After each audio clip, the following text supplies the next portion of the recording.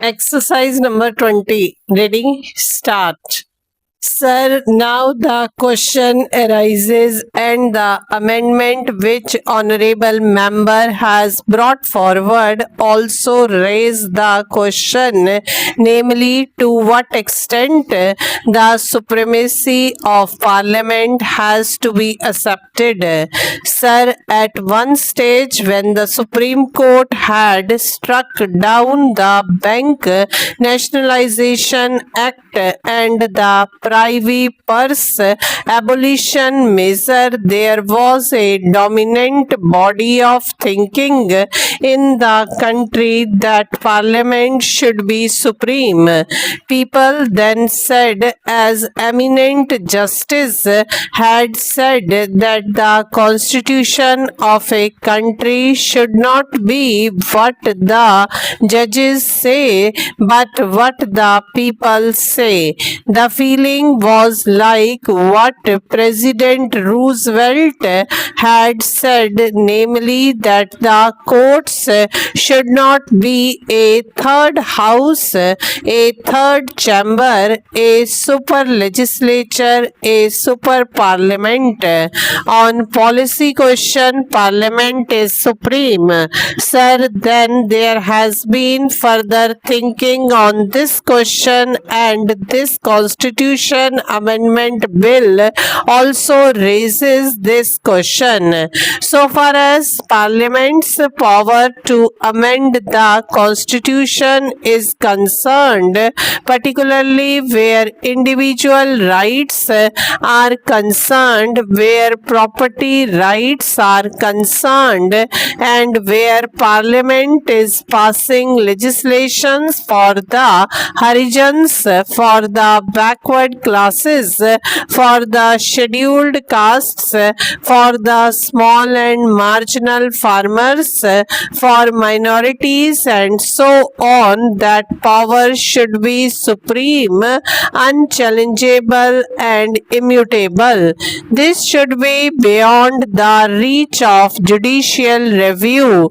But there is another question. The question that has now arisen is this: among individual rights, there are some rights, that is the property right, which is a subsidiary right and which has to be curbed in social interest.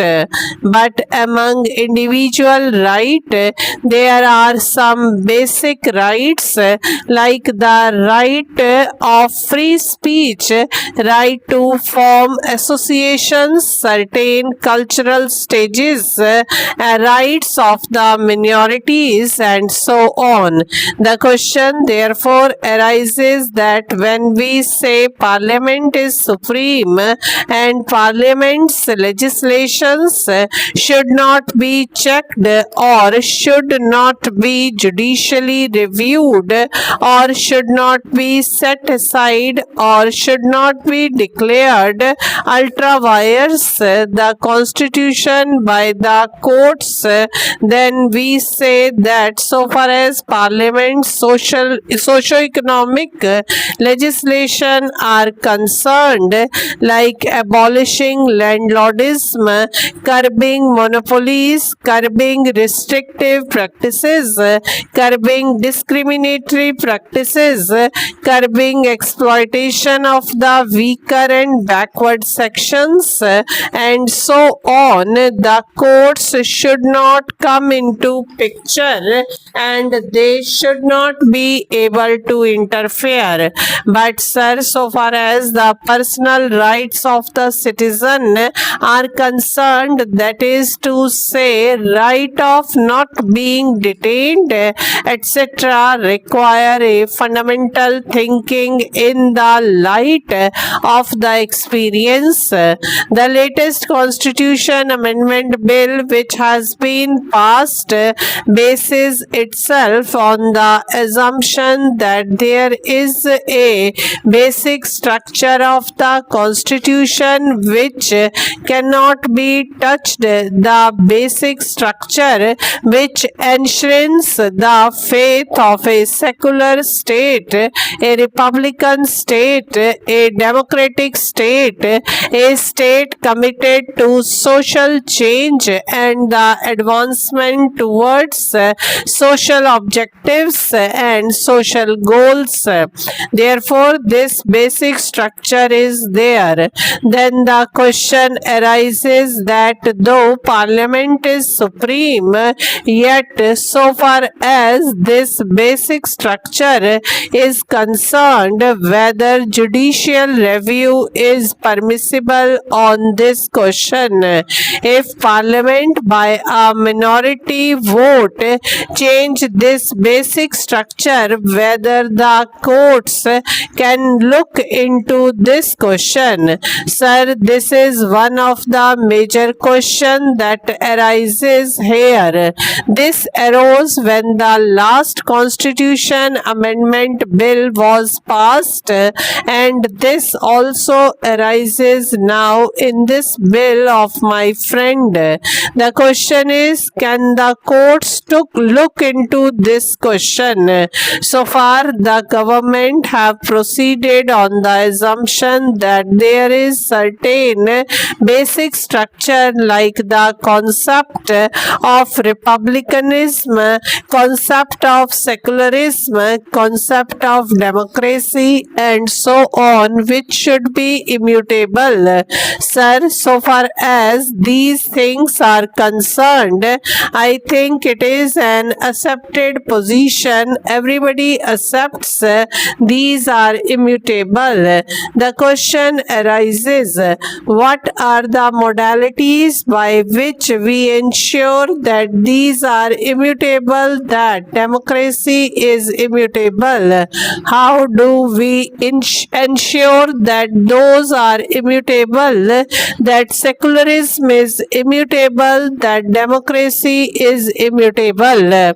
How do we ensure that these are immutable without defining what secularism is, what democracy is?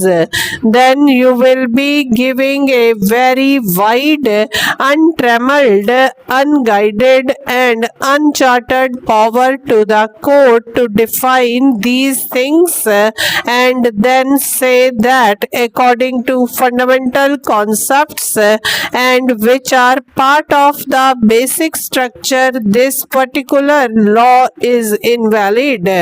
Therefore, Parliament must be very clear and careful in its mind. That is, if Parliament wants to give power to the courts, then the courts will review all laws in the light of the basic structure. Parliament cannot then pass a law in negation or to this basic structure.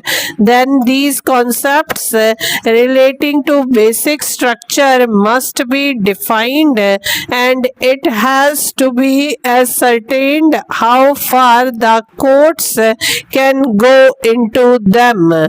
This is one aspect. The other aspect that arises is this: honorable member has suggested a parliamentary committee to go into the constitutionality of the statutes the parliament passes.